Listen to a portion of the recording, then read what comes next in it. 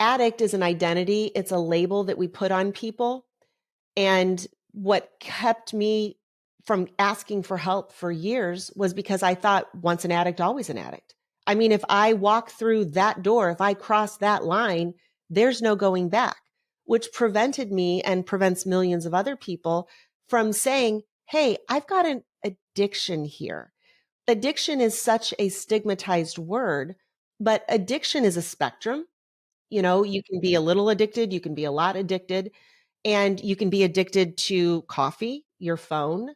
So when I talk to women now about alcohol use disorder, which is how I reframe it, you can call it alcoholism, but it's not a disease. It's a habit. And it's also a state of belief that you can't control yourself. Welcome to Successful with ADHD. I'm Brooke Schnittman. Let's get started.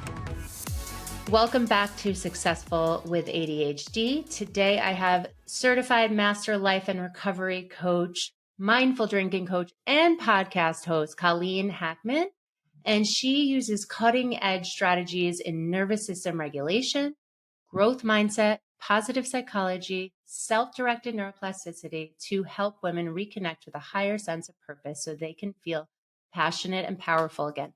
And how specifically is she doing this? We're going to learn today on today's episode. But she, through her own experience with alcoholism, has founded Recover with Colleen. And it's after realizing that being sober is not a good goal. And with ADHD, we're all or nothing. So I'm really excited to learn about how she makes it decrease to 80% not drinking. So Colleen pursues happiness instead of sobriety, and it's the only way to reclaim your power, she says. Once you realize that you can actually trust yourself, the only rule you need to follow is your own intuition. So just need to learn how to listen. Colleen holds a lot of different certifications. She helps us reduce the stigma and the drama, and she's going to help us unlock a higher level of purpose, passion, and power. So Colleen, warm welcome to Successful with ADHD. It's so good to be here, Brooke. Thanks for having me.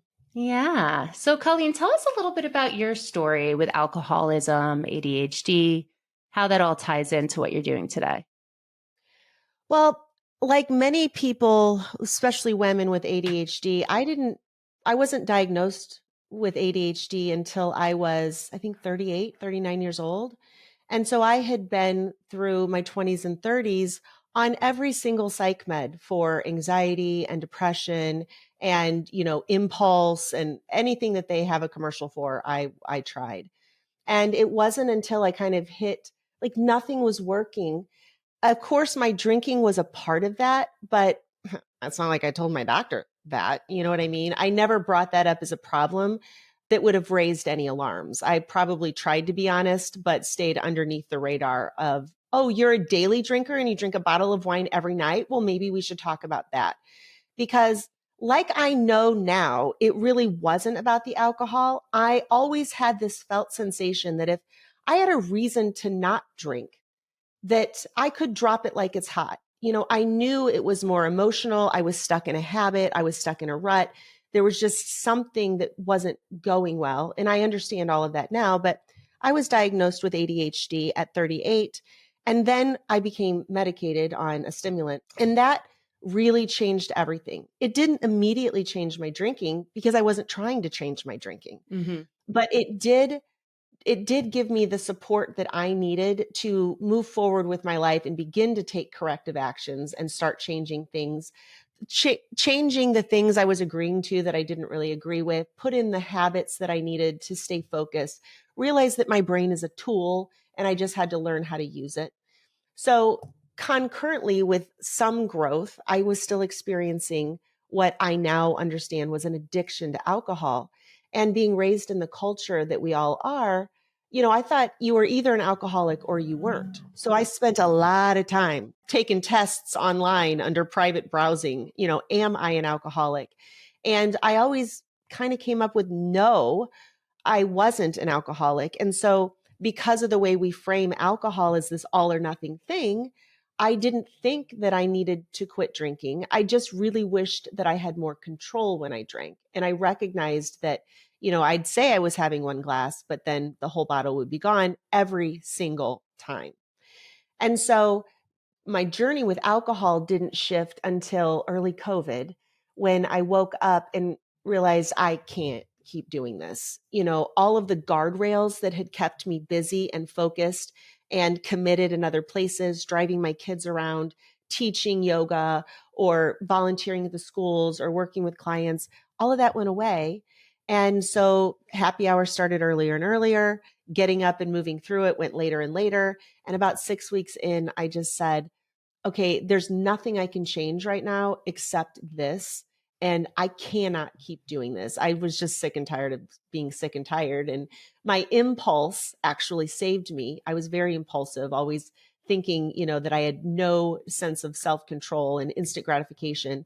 And one day that worked in my advantage. And I reached out and I asked for help Mhm. and outed myself as somebody with a drinking problem, and then began my journey to where I'm at now, which we can talk more about if you'd like. Yeah, thank you for sharing all of that. You brought up a lot of good points about like thinking you're an addict and then knowing that you're not an addict, but it was impacting your life where you started to drink earlier and earlier. You were not doing as much yoga. It just had a negative impact on the life that you wanted to live. What is the definition of an addict when it comes to alcoholism? So I'm going to differentiate the word addict and addiction. Addict is an identity. It's a label that we put on people. And what kept me from asking for help for years was because I thought once an addict, always an addict. I mean, if I walk through that door, if I cross that line, there's no going back, which prevented me and prevents millions of other people from saying, hey, I've got an addiction here. Addiction is such a stigmatized word, but addiction is a spectrum. Hmm. You can be a little addicted, you can be a lot addicted, and you can be addicted to coffee, your phone. Hmm. So when I talk to women now about alcohol use disorder, which is how I frame it, you can call it alcoholism, but it's not a disease. It's a habit. And it's also a state of belief that you can't control yourself. So while it gets harder to control yourself because it jacks up your dopamine and then leaves you in a dopamine deficit. Alcohol also is a depressant drug, and your brain has to release cortisol and adrenaline to make sure you don't get so relaxed you forget to breathe. So, daily drinker that I had very high levels of cortisol. I had very low levels of dopamine.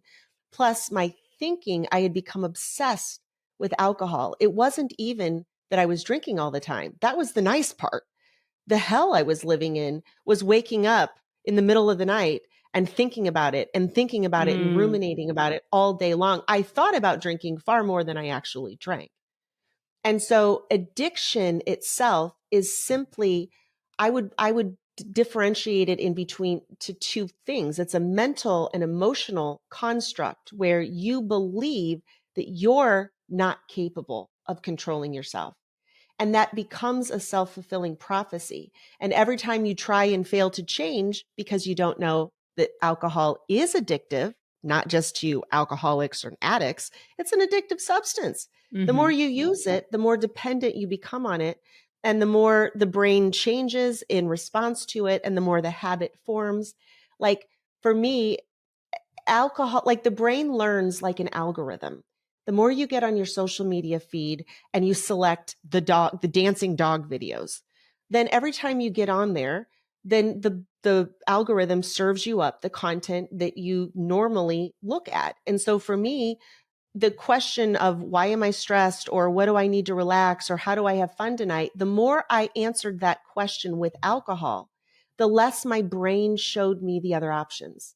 I forgot that there were other options. And then I started to believe that those options were harder because it's not that not drinking would have been hard. It was doing something different outside of the habit that gets harder and harder. And that's supported by some brain chemistry. But the brain chemistry actually is very quick to change. You can reset within 10 to 30 days, even heavy drinkers, in terms of baseline levels of dopamine and dropping the cortisol levels. And those things don't inherently preclude you from controlling yourself. It makes it harder, But if you're aware of it, like once you realize I don't crave alcohol, I crave dopamine. I don't crave alcohol, I'm having a stress response in my body. Once you realize what the real problem is, Sure. then you can begin to treat that. And so thinking it's all about the alcohol and you can't control yourself, it's a mental, emotional, and physical downward spiral. Yeah, everything you said makes so much sense. And I just want to clarify for people who are listening, who are straight up alcoholics, who have a disease compared to alcohol use disorder. There's a difference, correct, in treating alcoholism and alcohol abuse. Well, the science shows that the number one predictor of future binge drinking is the belief that you can't control yourself.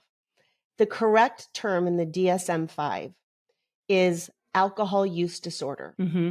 which is when a person drinks more than they should drink. That's it. Now, addiction is a little bit separate. Addiction is when there's a compulsive behavior that you continue to use even though there's negative consequences. But technically, I had a raging case of alcoholism. I am no different than than anybody else. Mm-hmm. And so alcoholism is more of a colloquialism now. And there are different schools of thought. There is a model in the medical model that alcoholism is a disease. However, the science shows that even hardcore meth addicts, if they change the behavior in whatever modality, whether it be sobriety, all the support, within 6 to 12 months, their brain scans show that the prefrontal cortex is stronger, denser. The gray matter in the prefrontal cortex is denser Mm-hmm. within 6 to 12 months of overcoming an addiction. So the only people who can't overcome an addiction and drop the label of addict are people who believe that they can't or shouldn't for some reason. And I don't want to demonize that at all. It's just a different school of thought. Science shows, like one of the things that kept me stuck for a long time was this idea that you can't unpickle your cucumber. So I stayed sober for a period of time and worked on the all or nothing mindset, shifted into a less is more persona. We can talk deeper about that. But at some point, I realized the only reason that I wasn't having one glass of wine was because I was afraid that if I had one glass of wine, it would be a slippery slope back into the old habit. That's the belief that creates the self-fulfilling prophecy. It is that idea that you can't unpickle your cucumber that gets tossed around. Good news, your brain isn't a cucumber.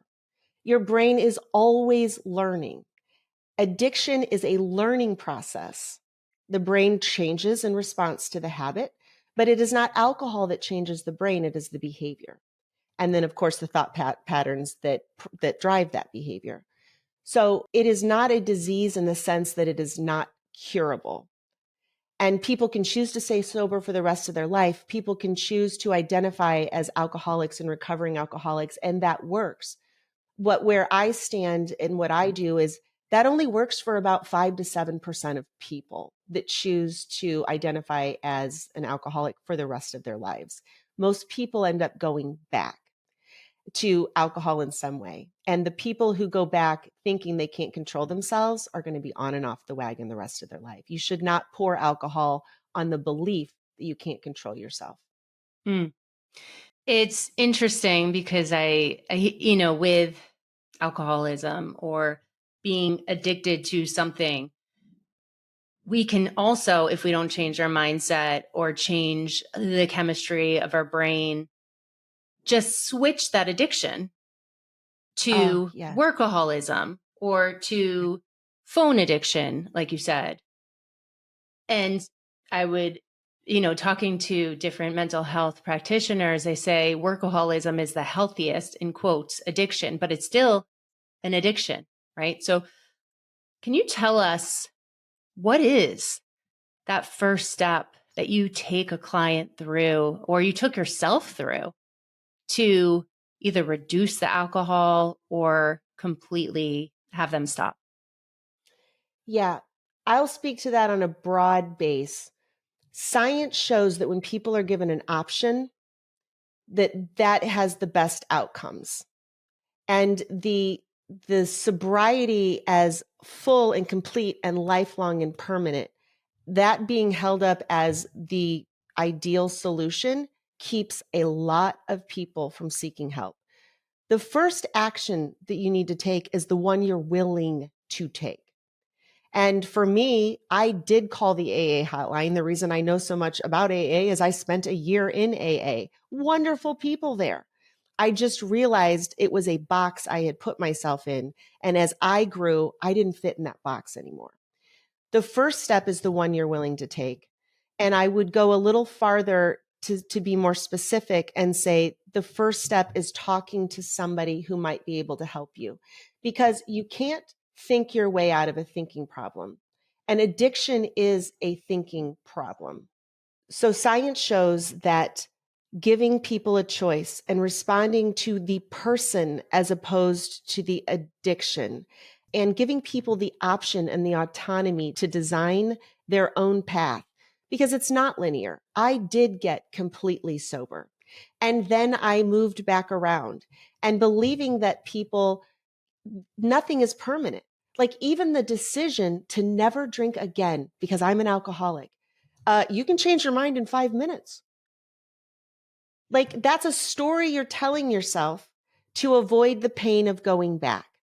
What I teach women once they get into my program is that there are two sources of motivation. One is the avoidance of pain, and one is the pursuit of pleasure.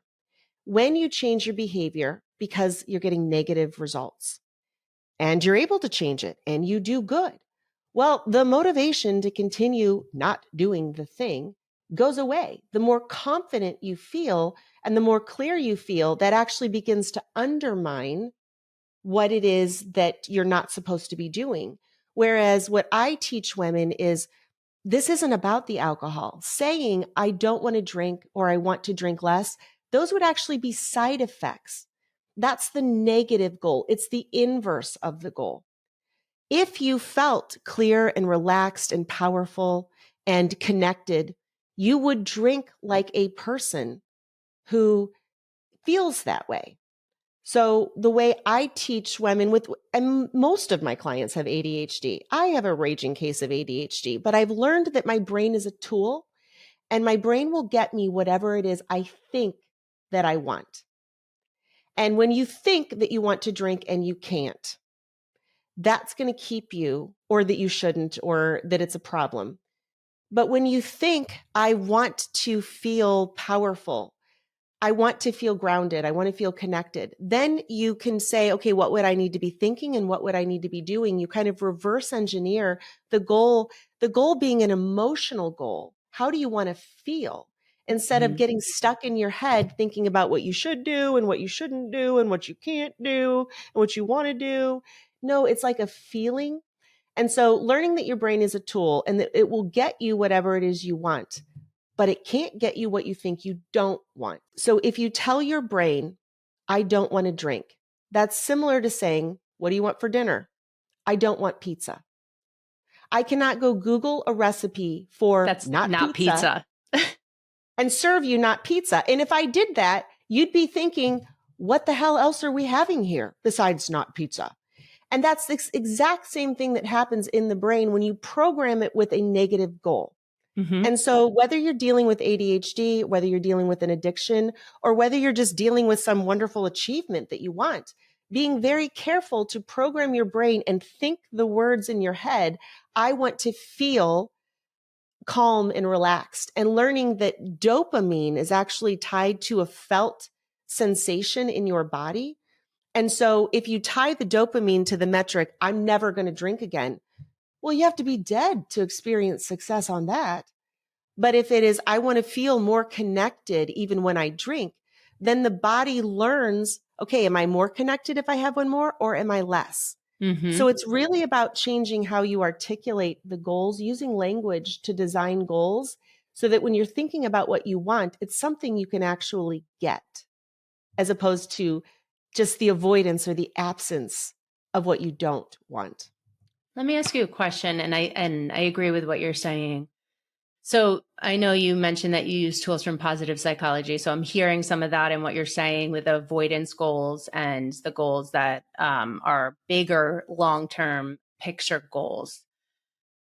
Now, avoidance goals, I know, is only for the here and now, and it's not for long-term goals. However, if someone comes to you, Colleen, and they have a problem and they're in complete and utter chaos, Yeah. for them to think about, oh, I want to be healthier. I want to have a greater impact with my family. I want to spend more time with my kids. Those big overarching goals. What I find is that when someone comes in chaos, it's hard for them to think that way, right? Because as you Absolutely. mentioned, their brain has changed. So do you ever start with those avoidance goals and then move into the bigger goals? Actually, I do the exact opposite. When someone is addicted to alcohol, they are using alcohol to experience the only sense of felt connection and relaxation that they get at all.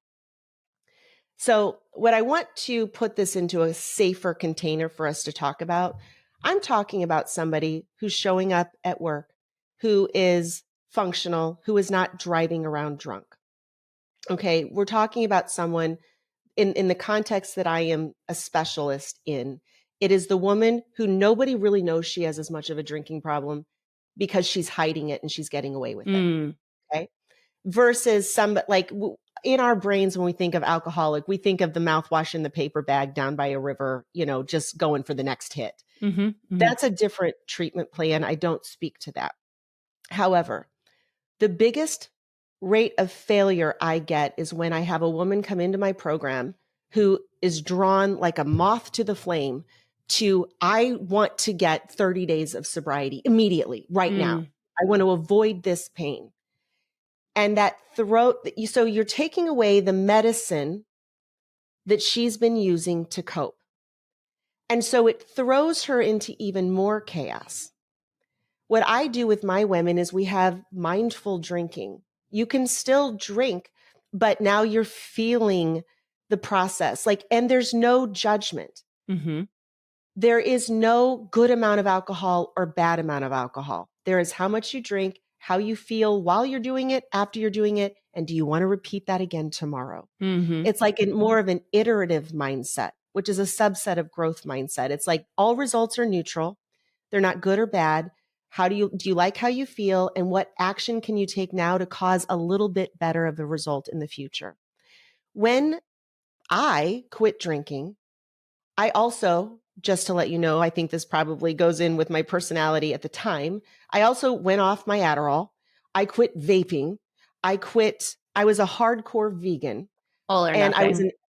I was an intermittent faster. Now I've given up alcohol. Guess how much fun that was not.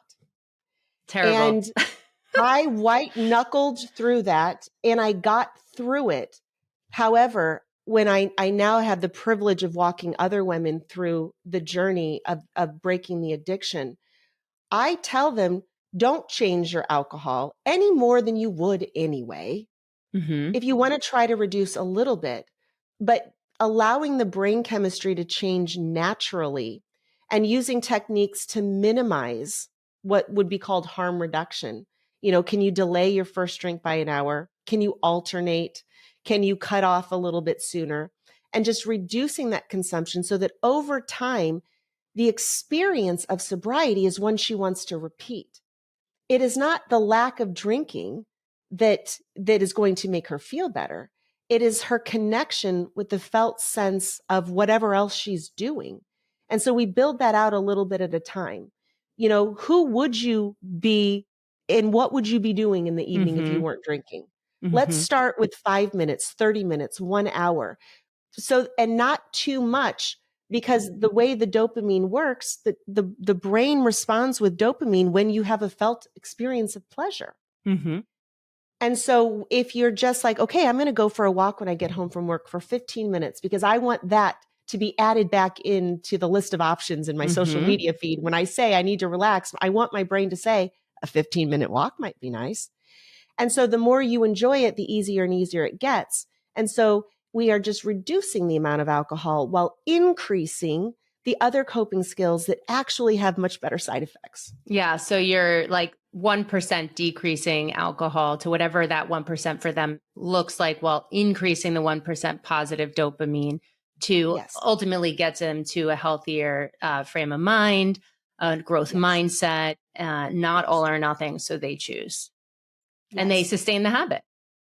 Not only that, but it catapults them so much farther. I just had a call yesterday with a gal who had tried to do the 10 days, crashed and burned, almost wanted to quit the program. And I advised her, I'm like, let's just do this other, kind of two ships passing in a night, growing other habits while decreasing this. And now she's like, she got on a call. She's like, I really want to do a sober September. Can I? And I was like, ooh, do tell me more. Why do you want to do that?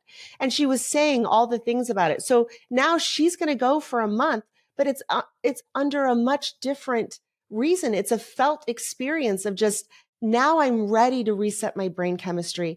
This isn't going to feel hard. It's going to feel good. And the hard part I'm going to enjoy.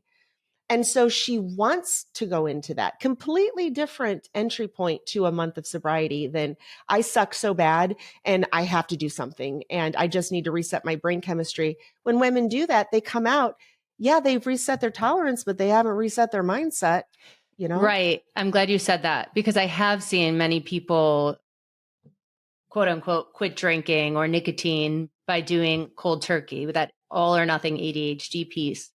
And at the same time, shift that all or nothing mentality to something else. Yes, that's what I did as well. I was gaining weight. Yeah, I just shifted my addiction because ultimately I was chasing a feeling. And so you took the one medicine away and now I'm just chasing it somewhere else. And so the work that has to be done is what I call emotional sobriety. And then also learning how to manage your brain. But to speak and go full circle to what you brought up with the chaos in the body is understanding that you cannot do thought work on a dysregulated nervous system. No. The mind is not open. And so that's why it's a lot easier to do some thought work if you have one or two glasses of wine instead of the bottle than it is to go completely sober, because that felt sensation of connection is what the bridge the alcohol is providing. So I do a lot of work with the nervous system regulation, and Dr. Russell Kennedy has a podcast on anxiety. It's the Anxiety RX, and he describes anxiety, which is that state in our body. In ADHD, we have it very much. But by splitting it into two, it is not the thinking process. That is the anxiety. But the real problem is the alarm in the nervous system. Mm-hmm. And in today's world, the threat that we have, it's not a physical threat. We're not running. We're not starving. Most of the time we're not act of God, working against some catastrophic physical events. We're not emotionally safe. Yes.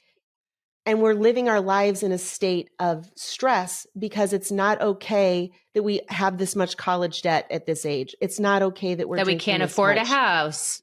I mean, there's so many things. Or our kids are messed up, or that we get 20,000 notifications every second and we have to attend to our emails and, everything is so quick.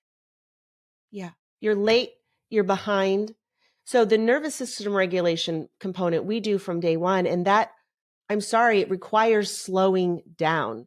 It does not require hours of meditation every day, but it requires, don't pick up your phone right when you wake up. Yeah. You set your agenda for the day. If you don't set the agenda, you're on somebody else's agenda. Correct. And it's these little tiny habits of connecting with yourself.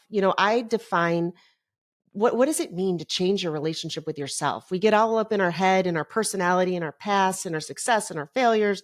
No. Yourself is your body. And just understanding you don't have to like yourself. You don't have to like your weight. You don't have to like the way you look. But I bet you every single person listening to this believes in basic human dignity. Your body has a right to exist without being harassed and bullied and told that you're never going to get there, you're behind, you've screwed up, you're never going to get it right, nothing's ever going to work out for you, everything you've done is always wrong, you're not lovable, you're not capable. That is where slowing down, it's not changing the thoughts, it's stopping them and redirecting your focus, learning how to just pull out. Like there's nothing to fix over there in crazy town. You can't fix crazy. Like come down and redirect your focus and breathe. And then perhaps give your brain a babysitter. That's what I call it. Put in some sort of thing that creates a felt sense of curiosity or open-mindedness or distracts you. But you cannot switch gears in the mind until you come through neutral in the body. Yes, I love that. And the word curiosity too really resonates with me, because when you are in chaos, there's no curiosity. When you stop being curious, you know that your nervous system has been dysregulated and you are reactive to your circumstance and your environment. I love also what you said about that waking up and just thinking about what you want for the day, your intention.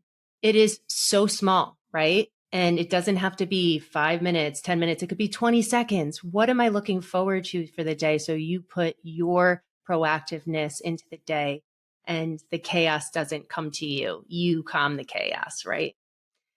I think we're very aligned in how we work with people, starting with that hierarchy of needs, calming the nervous system, increasing those positive 1% while decreasing the negative 1%, and then making big shifts in their mindset and actions over time that are sustainable. So habits can be anywhere between 10 to 30 days, 66 days on average. What would you say on average you see for alcohol changes, mindset shifts? You can build a habit, according to some people, in 21 days, other people 66 days, some range in there. However, the brain does not begin to cement the process, the myelination of the neuropathways, cement, if you will, the pathways, until between 3 months and 1 year. So in the early days, you are building a habit. You're learning to ask different questions. You're being curious. You're testing what works and what doesn't work. You're making small changes that support. But we all know something big happens in your life. Those new habits are not any match against the old, not only behavior patterns, but thinking habits and also emotional knee-jerk reactions. And so that is where having support is key. What I tell my women when they come into the program, because they're high performing perfectionists, you're going to get amazing results. And then the better you do, the quicker in one moment you're going to fall. And that is what we train for.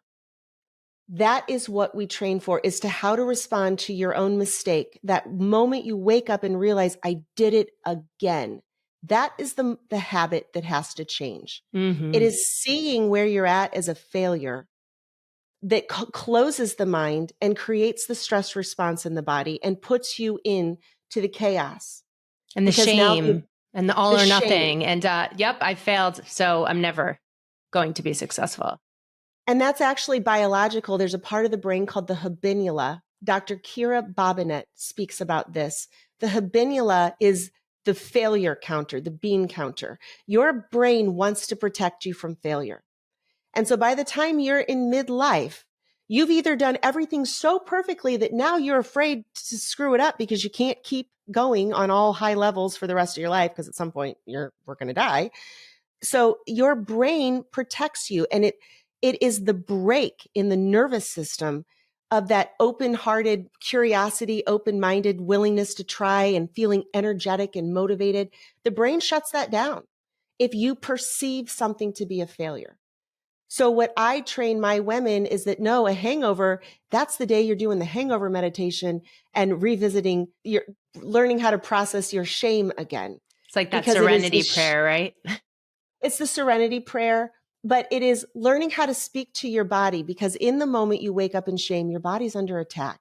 You screwed up again. I knew it. And if you put in that, okay, my body deserves basic human dignity. We can talk about this later about, what needs to change or the consequences of this. However, I love you. You are safe. I got you. We can figure this out. We can ask for help. I'm so proud of all the good you've done. This is a setback, but we're going to learn from it. Let's get some water, take a walk, and take a nap. And then we'll be at the drawing board figuring out where we went wrong.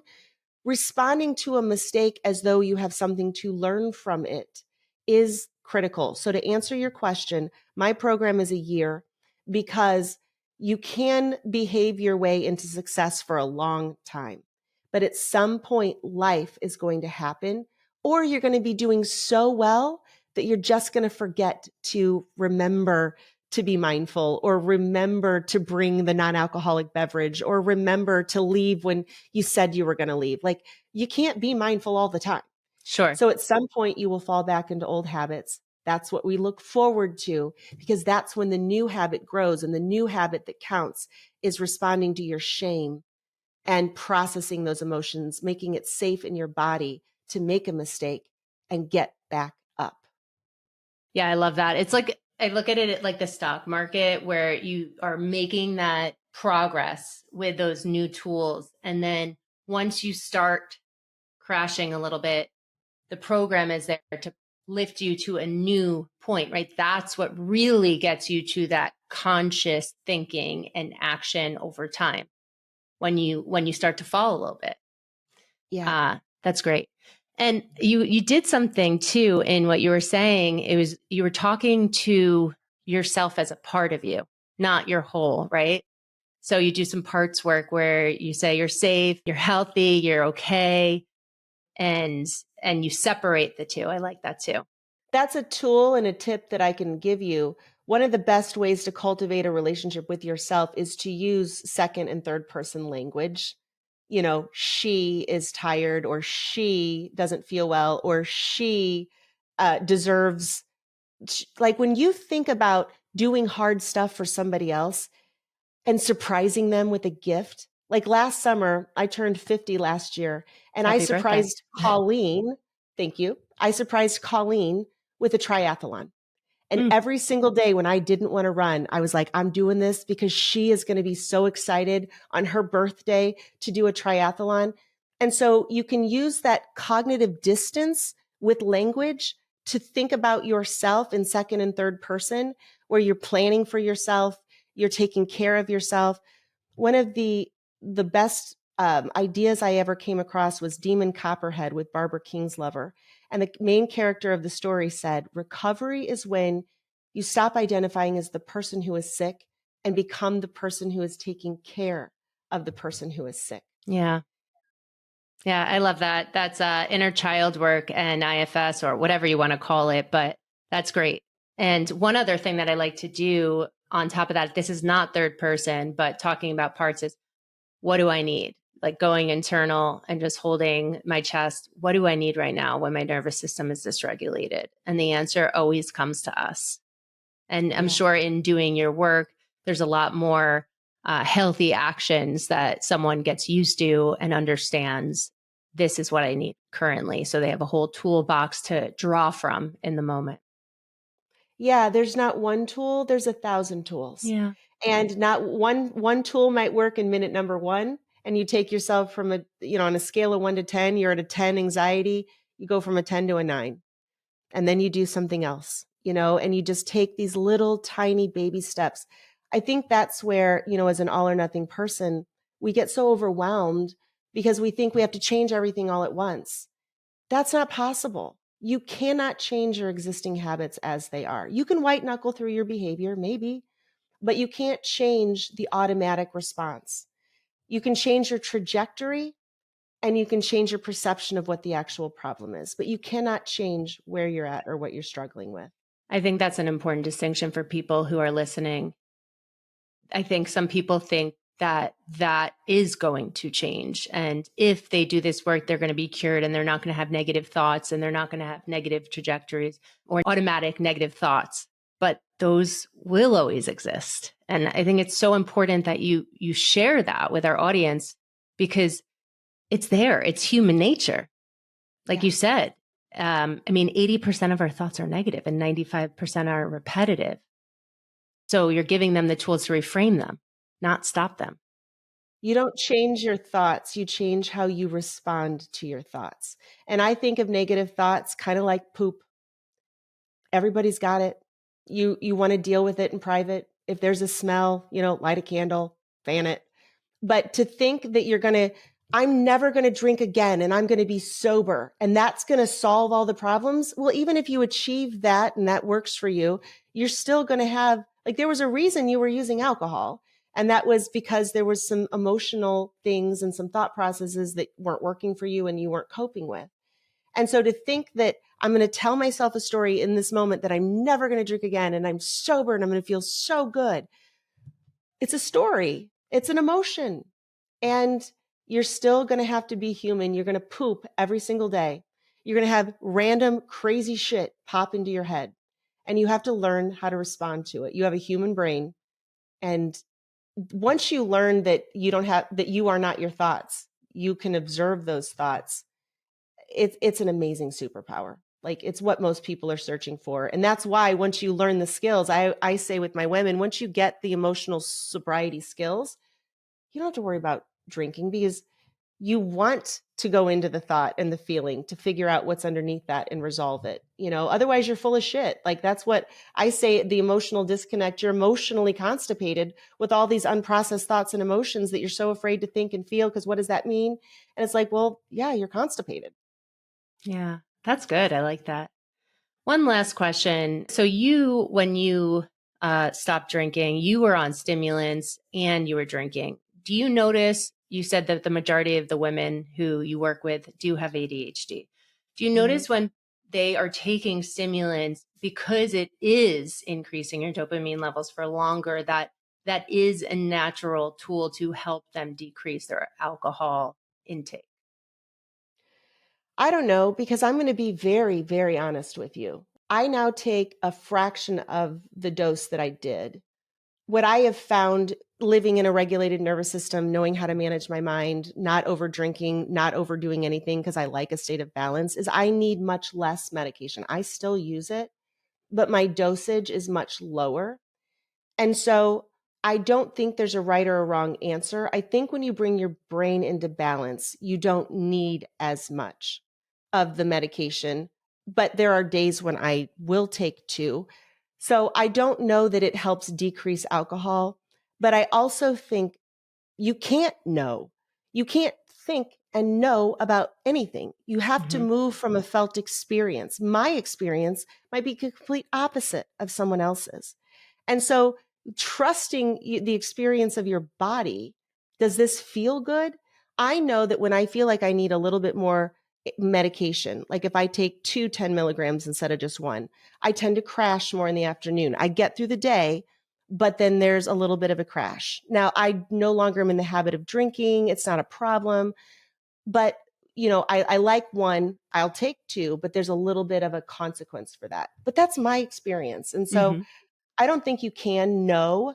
I think each person's chemistry, and the same man never stands in the same river twice. What works for me this year may not work for me next year. Like, you have to be willing. The truth is always the experience, the felt experience in your body. And the truth is always changing. Yesterday's truth is tomorrow's bullshit. I'm sorry, you have to start paying attention. What are some lasting thoughts you want to leave the audience with, Colleen? That everything you want is on the other side of the actions you're afraid to take. And that there's help, and it is not nearly as scary if you find somebody just listening to a podcast or finding a person that's not non-judgmental to help you hold yourself accountable. Because I think we get caught in our heads and we make all the promises of all the things we're going to do. We think really big, we think way too big, and then we fail, and then we go back into the cycle. So I think getting out of your head and talking to somebody, and setting some goals and getting support at whatever place that you feel is best. What's the next right step? Like, the next right step is the one you're willing to take. I love that. And where can people find you if they're looking to get some free tools on social media or inquire about your services? I have a podcast called It's Not About the Alcohol, so you can find me there. And then I'm on Instagram and TikTok at The Hangover Whisperer. Awesome. Well, thank you again for coming on to Successful with ADHD. I know that this is going to serve a lot of women and non-women out there who are thinking about their next step with drinking or other habits that they're looking to change. So appreciate your time today. Thank you, Brooke. Thanks for listening to this episode of Successful with ADHD. I hope it helps you on your journey. And if you need any additional support for you or a loved one with ADHD, feel free to reach out to us at coachingwithbrooke.com and all social media platforms at Coaching with Brooke. And remember, it's Brooke with an E. Thanks again for listening. See you next time.